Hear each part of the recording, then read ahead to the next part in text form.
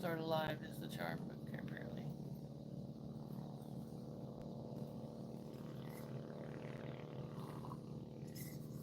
See, if anybody wants to come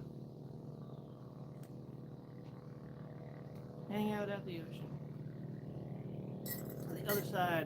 the other side of the Pacific Ocean, the warm side of the Pacific Ocean, unless you're in like San Diego or something like that. The water's warmer there, but anything else in the U.S. on the Pacific Ocean, you put your toe in and you run away. It's too cold. But here it is shallow and it's warm. If somebody's watching, hi. It says there might be a person there, but I have no idea. I don't see any, and I don't do lives a lot, so I don't know how the if the chat thing comes up or if people message and it doesn't show anything, because all it shows on this screen here is it shows my ugly face and it says live, but there's no chat box or anything like that. So if anyone says anything, maybe it'll show up on the screen. But if it doesn't, I'm not ignoring anybody. Just nothing shows. But hey, how's it going? Just hanging out. It's like what, 6:37 in the morning, maybe. I don't know. There's no clock on here, so I don't know. Doing pretty good. Just hanging out. Coffee. It's not real coffee. It's Nescafe. Butterfingers. Nescafe. 3-in-1 coffee. It's pretty much what everybody does here. They don't do drip coffee like our regular coffee maker coffee. They call that drip coffee. It's not as common here. The Nescafe. Nasty coffee, but it actually there's worse. There's other brands of the 3-in-1 type things here that are definitely worse. So in those regards, it's okay. But just hanging out here. It's a little cove on one of the 10,000 million islands, and just hanging out. Let's see if I can figure out if I can flip the camera screen. There it is. That was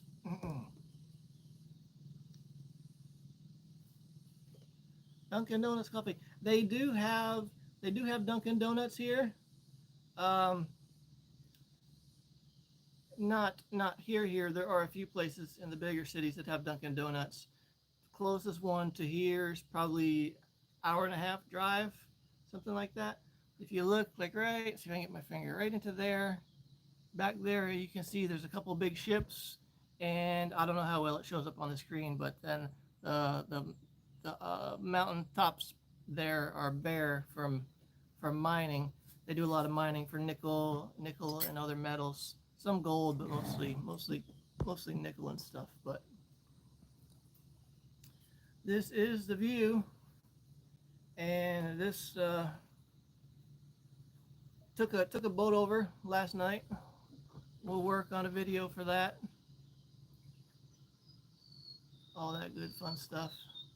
This is Mindanao, Philippines. I don't know the name. There's like 7,000 million islands, something like that.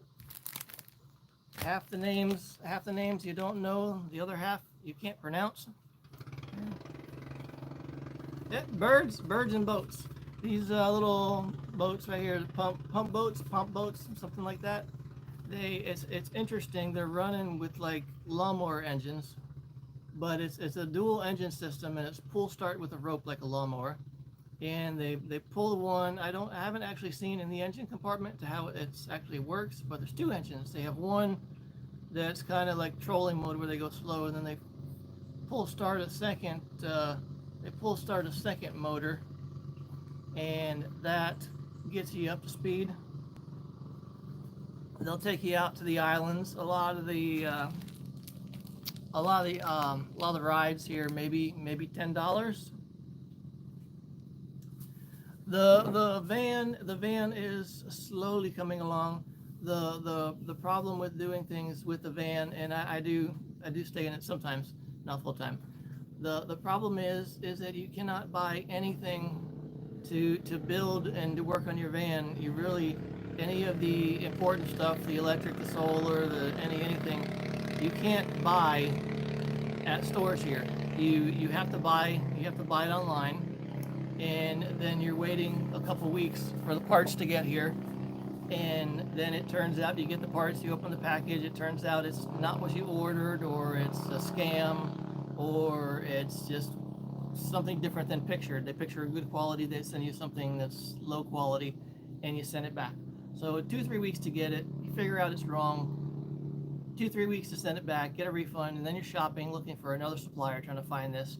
So something in America, that could take you a couple days. Something in America that could take you a couple days here literally could take you several months. And being an impatient person, it's hard because it's frustrating. But there's no choice. But it's kind of is what it is. I was in a store. It's probably 2 hour drive from here, but they have big solar panels. They've got 550 watt. They've got, yeah, patience is hard. They've got 550-watt solar panels for $88 US, and you can it's they're still expensive for the locals, but for people who have money, it's super super super cheap for solar. So you can, if you have a few dollars, you can do a lot with that. But the challenge is it's not just the solar panels. You need the inverter, you need the charge controller, you need reliable batteries. Anything you get, if you buy batteries, you have to have testing equipment, and you've got to be able to test the capacity of these things to make sure they're selling, make sure you're buying what they're selling, and that you're not getting ripped off on things. And that's a pretty common thing here. But you cannot bring the solar stuff, you cannot bring any of that stuff back to America, because if you do, you're gonna pay the tariffs. So there's no incentive to do that. Where America, see, if America was smart, they would drop the tariffs on the solar panels and all that stuff. And if these countries, China, whoever, wherever they're making these solar panels, they're darn near giving them away for free. There's hardly any profit in solar panels anymore.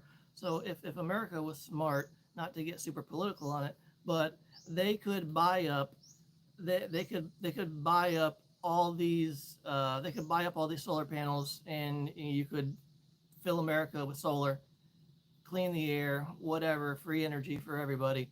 But instead, they're putting tariffs on solar panels coming into America, and which is kind of ridiculous because America doesn't really have a solar panel industry to begin with, so it's not really helping America that much. They would benefit more from buying the cheap solar panels and installing them and having free energy, but they're not doing that. But I am working on the van. Actually working on one of the last videos I did on the van was reconfiguring the back seat, and I've since changed the configuration on the back seat. Since I made that video, I've actually changed that. But I do have some videos in the works. But there again, some of it is just, it's the slow process of trying to get the parts you need. You cannot bring the van back to America. In reality, okay, in reality, you could bring the van back to America. You would put it in, those Conex boxes or whatever you call the boxes, and ship it overseas. But the vehicles here do not meet North American standards. So wherever you go, you can bring the vehicle back, and they're probably not going to let you register it and ride it on the roads. So it will be an off-road vehicle. As an example, in America, you have like the Toyota 4Runner. Here you have the Toyota Fortuner. It's same looking vehicle from the outside. It looks like the same vehicle, but they are half the price of a Toyota 4Runner, and they don't meet the safety and emission standards. They don't meet the vehicles here do not meet the safety and emission standards for America. So if you bring them back, they're not going to let you just register them and put them on the roads, and that's the drawback. But when you look at vehicle ownership here, only like 1 in 10 people can afford a vehicle. Most people have little motorcycles or scooters, but an actual four wheel vehicle, a car, a truck, something like that, only 1 in 10 people have one. And if the vehicles here were um, built to American standards, they would have an American price tag, and nobody here would be able to afford vehicles. And that's, hey cat, hey. So that's the thing. You can do what you want here, but like vehicles and stuff like that, you really can't bring them back, or you can't bring them back and put them on the road. Now there are provisions here where, like, if you like I have my van in America. Theoretically, I could bring my American van here. Uh, Problem is, it's too big for the roads, and it wouldn't fit in a shipping container. Uh, yes, it would definitely cost more than it would cost more to ship something than it will be worth, and then you're not going to be able to get it registered to put it on the road unless you bring it up to whatever North American standards and stuff like that. But the so as an example, um, like okay, so like the Toyota Fortuner I was telling you about, those are, depending on trim packages, 20 to 30,000 here. The Forerunner at what 40,000 and up in America, so it's a lot cheaper here. But yeah, my vehicle really wouldn't fit. It would be so expensive to try to ship that over because it wouldn't fit in a box. It'd have to be some sort of special. It would probably bankrupt me if I tried to bring that van here. But the van, my little van that I have here, I bought that. It's new to the Philippines, but it's a used van. It actually comes from China or Japan or something like that. They call it a key car. It's like KEI car, something like that. But they are economy vehicles, and I think it was maybe $4 or $5,000 that I paid for it, somewhere around there. And I actually, when I went shopping for vehicles here, I brought a tape measure with me, and I measured the cargo area to do the build. And this little $4 or $5,000 van that I have, the back of the van, the cargo area, is is just as big or bigger than the SUVs and the vans, the Toyota SUVs, the Toyota vans. This little van actually has a little bit more space, and it's a little squarer space because the other vehicles have more taper designs to look cool. But um, well, I don't know if you caught one of my videos earlier, but the plan is to have a base in the Philippines to travel to other countries around Asia, Australia, New Zealand in time, is to have this as a base to explore this side of the world. So I have my American base in Nevada, and then have a base here in the Philippines, and I have a place, a lease. I have a lease with a place here, so I can park the van if I go back home, when I choose to go back home, when I go wherever, if I travel overseas from here, whatever I do, I have a safe place to keep the van here.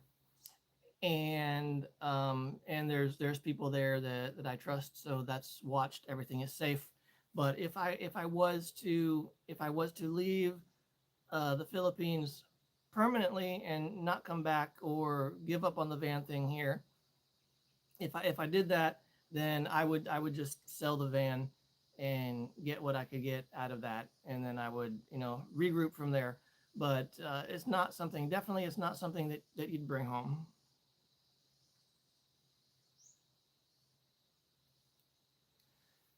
She's here somewhere. One of these islands. The problem is there's 7,000 of them. So and you don't know you don't know just because someone's here doesn't mean they know how to drive because they're again it's 1 in 10, 1 in 10 has a car here.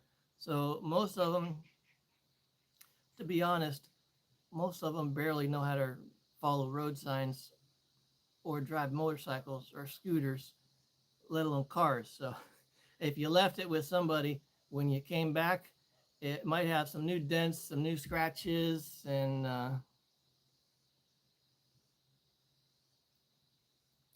it's but I did. I looked at. I looked at when I was looking at vehicles. I looked at some of the Toyotas. I looked at some of those, and I looked at one used, the Toyota Fortuner, which is the version of the Forerunner. I looked at one of those here, and it was like maybe 2 years old. It was a fairly new thing, but I go there to actually look at it, and the whole vehicle is covered in scratches. It's less than 2 years old, and it's got scratches and gouges in the paint all over that go down to the bare metal on the thing.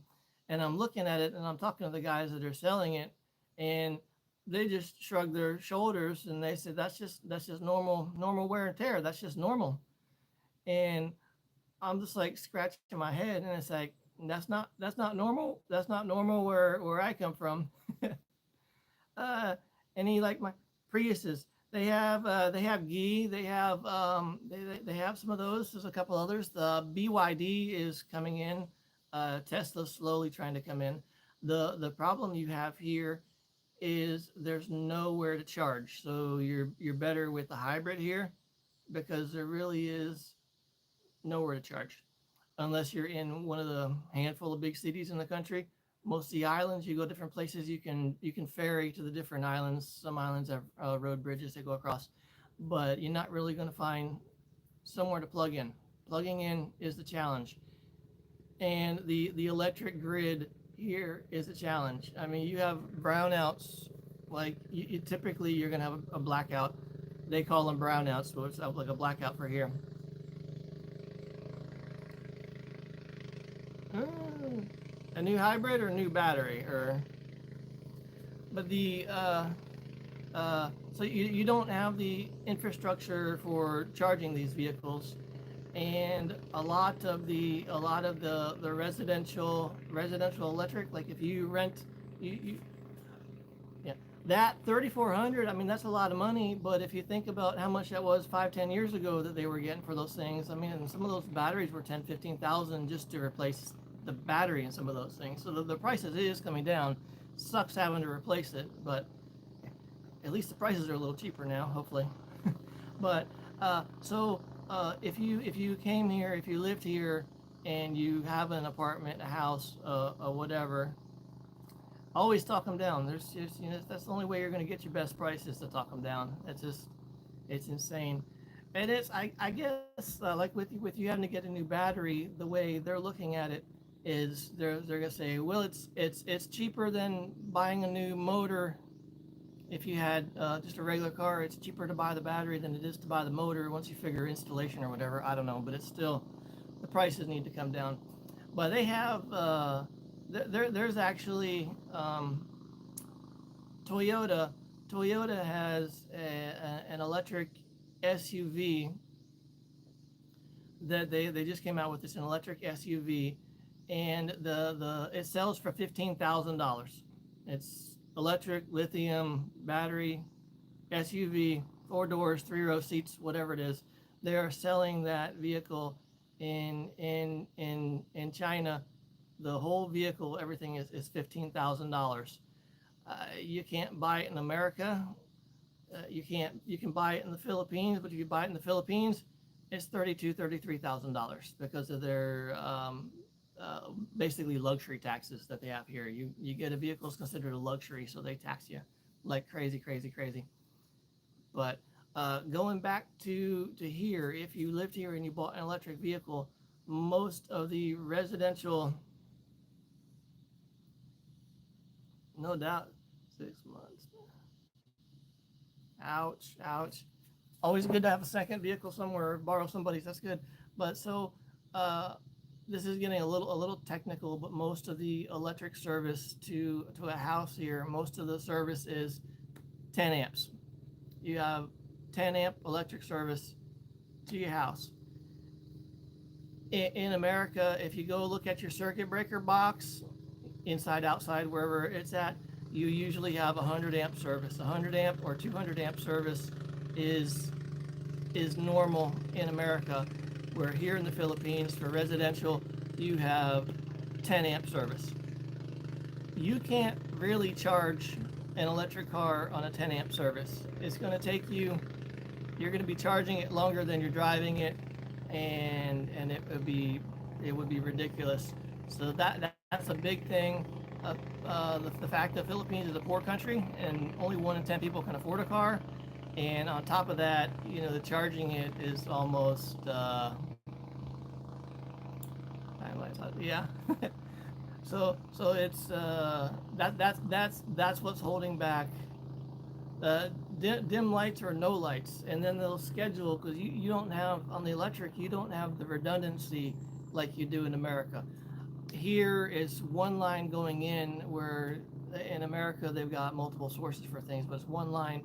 And sometimes when they do service, they'll put it on their Facebook page that they'll schedule outages, and it's 8 hours. They'll do it like on a Friday or Saturday, and you're there like 7 o'clock in the morning, the power's out, until 5 or 6 at night, the power's out, and you live with that, or you buy a generator kind of thing. But yeah, for vehicles here, the electric is that. I'm gonna run. Thank you guys for tuning in. I've got to go. I've got to find out where my boat is. Besides, in the dark, you stay in the ocean. You stay in the water. You stay in the water, or you're hot, or you sit on the beach by the ocean under a palm tree, sipping a drink out of a coconut. What do they call those drinks? I forget. But that's where it is. But I've got to run. I got to get out of here. I've got to check on my boat. See when they're taking me back to my van. It's good to see you guys. Good to talk to you guys. And I will see you guys down the road. The next video, one of those things, something like that. I know there's a thing you can phone around, but that's just easier. All right, take care, guys. Bye bye.